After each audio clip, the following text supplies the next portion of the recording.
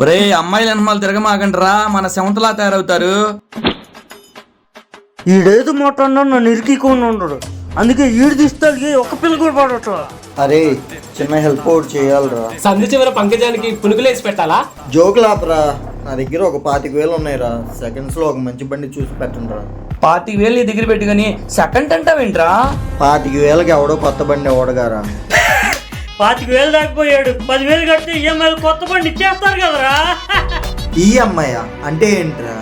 EMI అంటే ఏంటో తెలియదంటరా. ఇప్పుడు నువ్వు 10,000 కట్టి బండి తెచ్చుకుంటావు కదా, మిగిలిన డబ్బులు కంపెనీ కట్టిద్ది. నెల నెల ఎంతో కొంత కట్టమంటారు, దాన్నే ఈఎంఐ అంటారు. నాకు అలా వద్దురా, సెకండ్స్ లో అయినా పర్లేదు. 25,000లో వచ్చే బండి చూడండి రా. ఒరే నువ్వు చెప్పింది తిరిగి అర్థం అవ్వాలనుకుంటారా?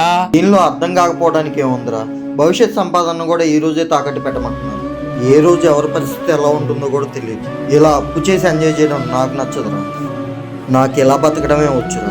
ఆడంబరాల కోసం చేసే చిన్న చిన్న తప్పులే మన జీవితాలకి యమపాసాలు.